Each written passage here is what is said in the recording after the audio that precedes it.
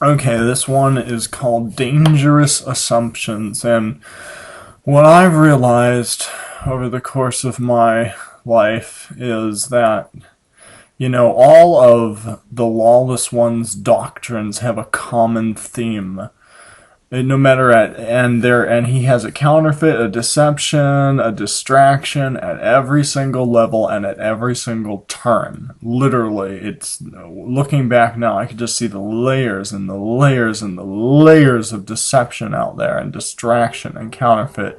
And that's why I really can relate to when the Bible said, "They shall know the truth, and the truth will set you free," because you come out above all that, and it's just such a liberating thing to know the truth and to understand the truth and to be able to see through the lies. And so, but this theme, the Antichrist, is also called the lawless one, and it all has a common theme.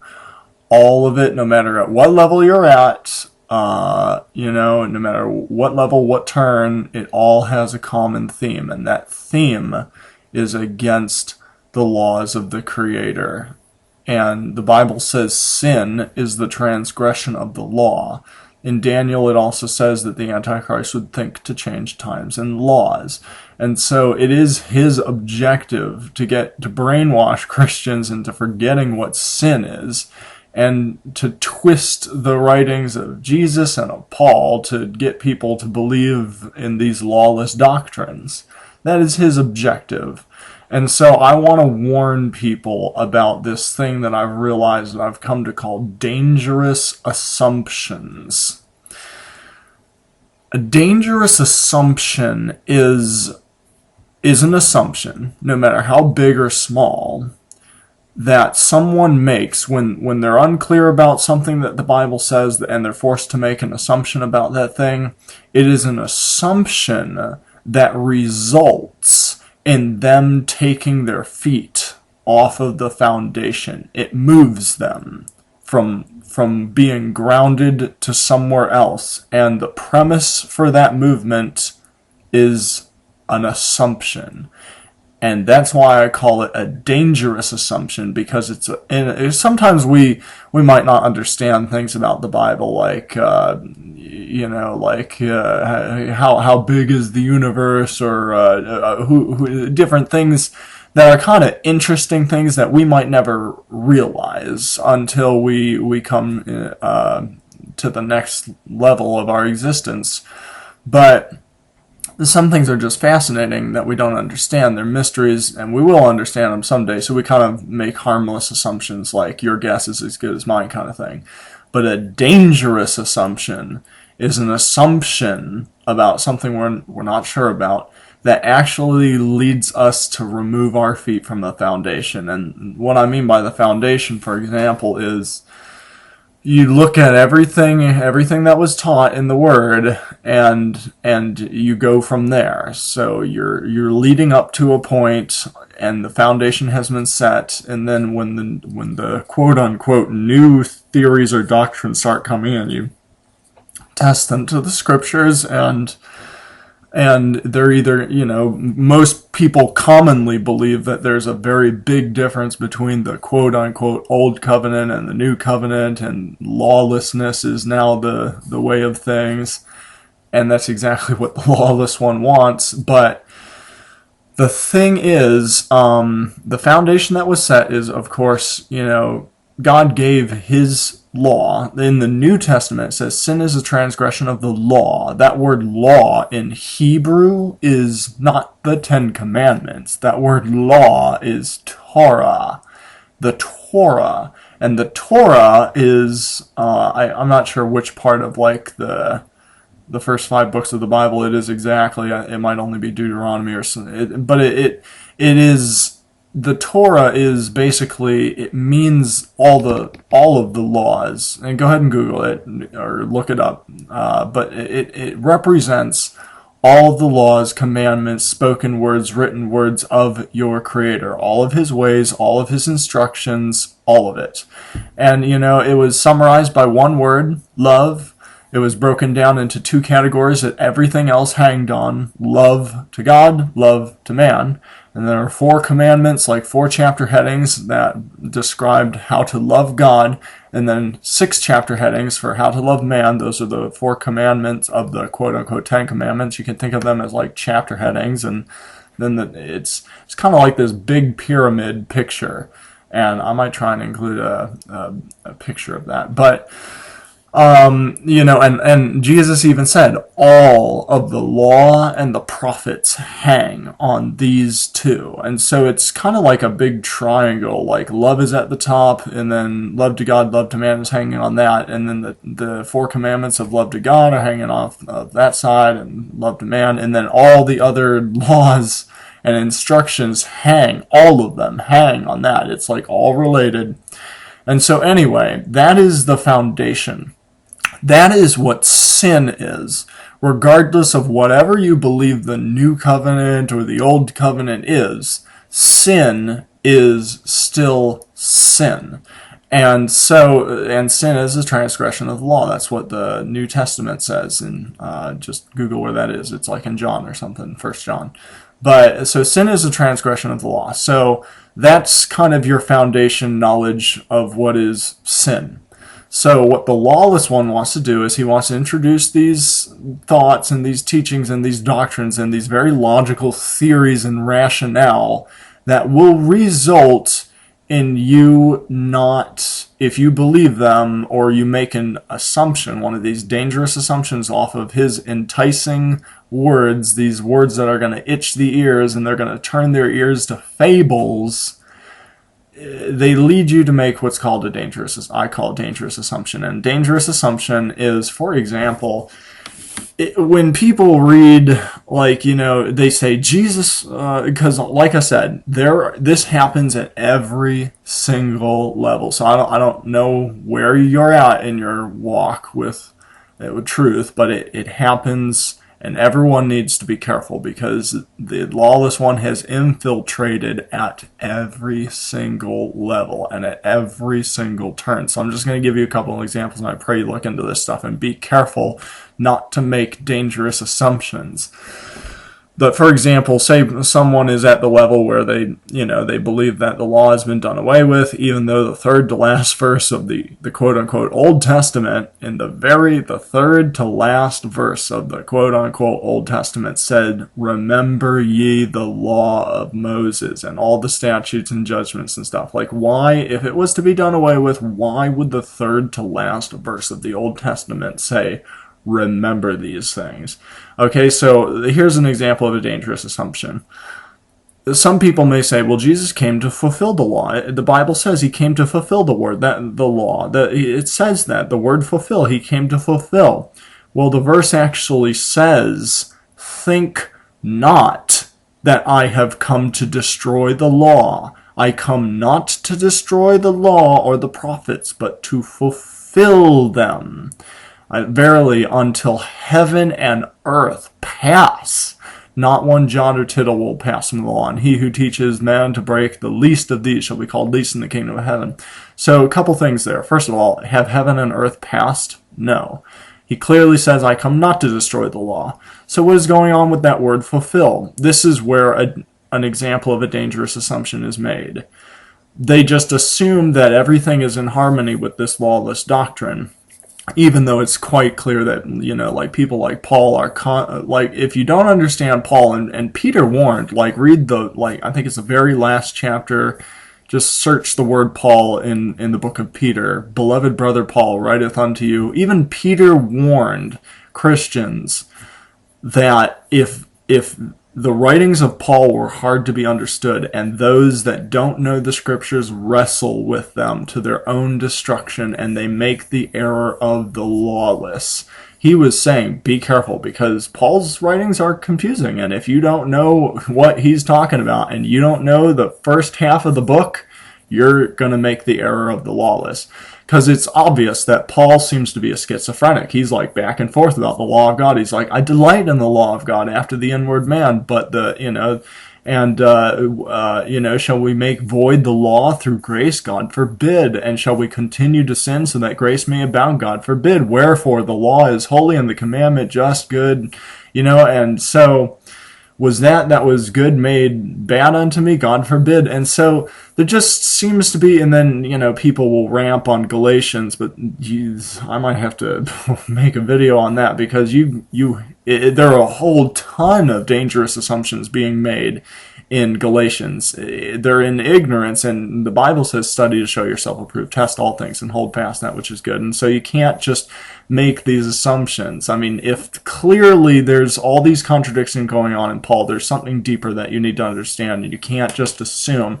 Anyway, read the last chapter of Galatians for that. But you got to realize that the same thing is going on with Jesus, his message, his teaching. And just like he said in the verse, I come not to destroy the law, but to fulfill the law. So here's a dangerous assumption being made.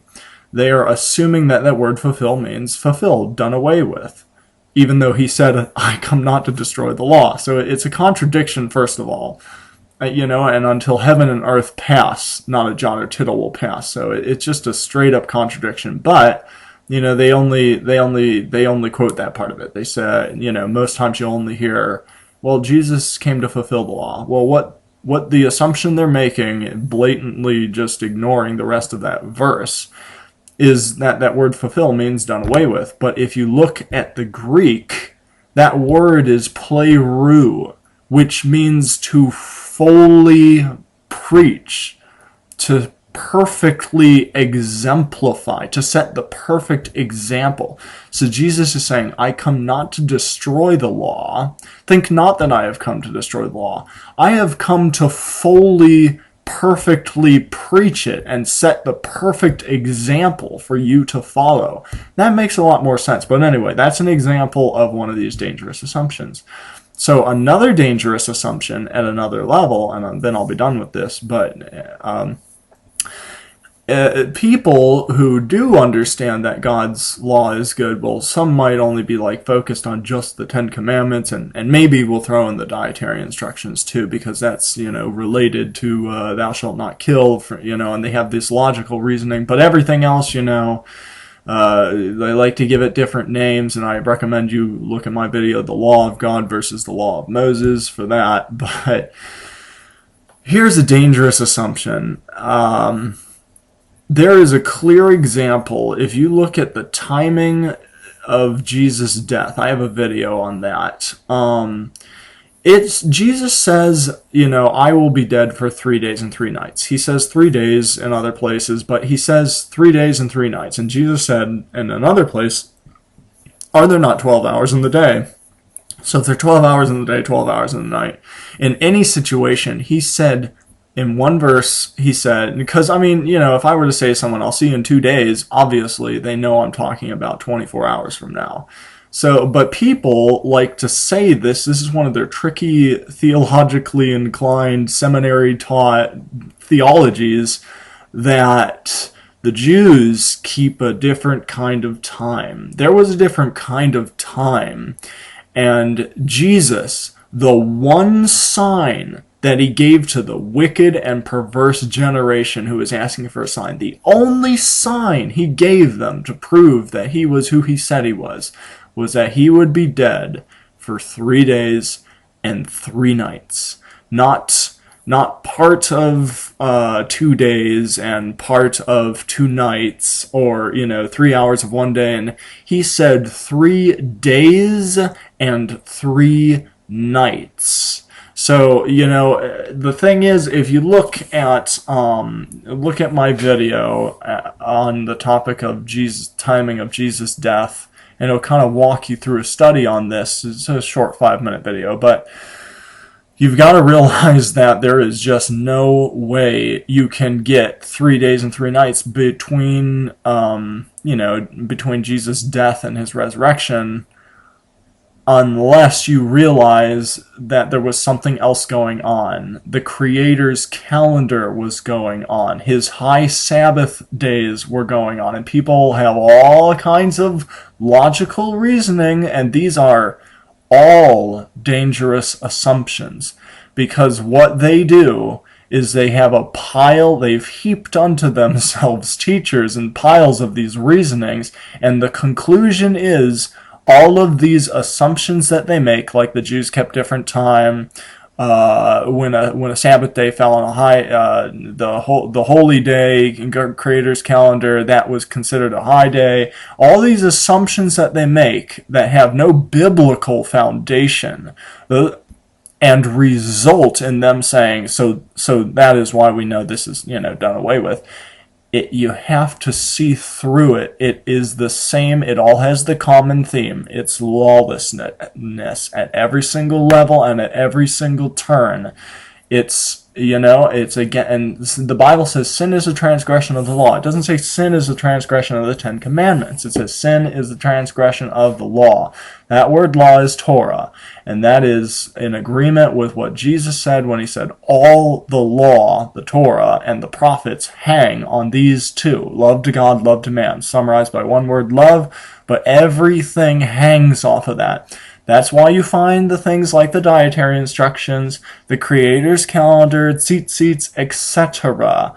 And, I think people it's really sad, and there are some good points that people need to study out, but there are just a lot of assumptions made.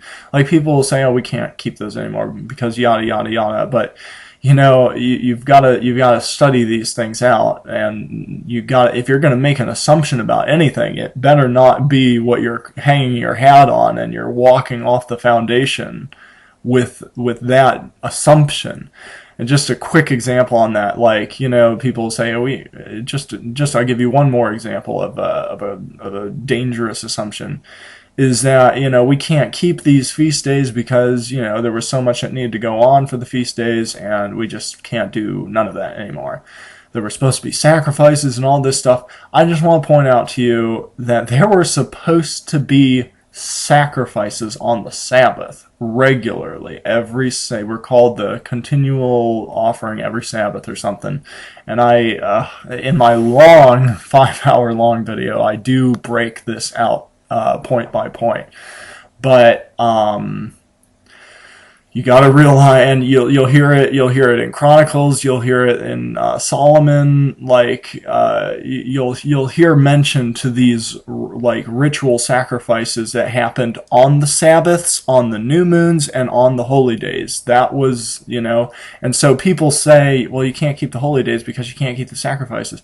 Well, you can't keep the sacrifices on the Sabbath day. Those were supposed to happen too, and yet the Sabbath day we still rest, we still don't buy or sell, and that's what we were commanded to do for both these holy days as well.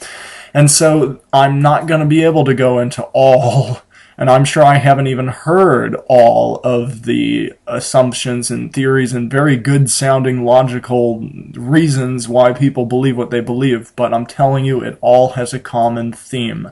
And that theme is lawlessness at every single level and every single turn. And we've just got to pray and be careful. I've heard people talk about Paul too. There are so many examples in the New Testament where Paul is talking about these feast days and how he kept the feast days, and I must by all means keep these feasts. And some people are like, well, this very good Pharisee, Paul, whoever he was, he didn't keep the feast days. He clearly did, and some people try to say, well, he didn't keep them all. There was this 15-year period where he didn't keep them, and you got to realize life back then was not like it is now, where we could just jump in a car and get to Jerusalem or wherever we needed to be. There were provisions in the Torah for if you were in a journey, that you could still kind of reverence the day wherever you were if you couldn't make it. And, so it's just, they're just piles of these dangerous assumptions, and some of them are just blatant assumptions because people just aren't reading their Bibles and they don't know what all the Word has to say about this stuff. But I'm just telling you, be careful. And for example, it is just very simple. The lawless one, his objective is, if it were possible, to deceive the very elect. And It all has a common theme: lawlessness at every single level. So I mean, you do have to be careful. Like, we can't do sacrifices, or some of those laws in the Torah only pertain to women, some of them only pertain to men, and some of them were only for the priests, and some of them can't be kept anymore because certain things aren't in existence, like the temple or the sacrificial priest system, or different things like that. And so I just encourage you to realize there are some things to look into, and look into it with an open heart, and just be careful that you're not observing any of the commandments of God because of a dangerous assumption. Okay, next topic.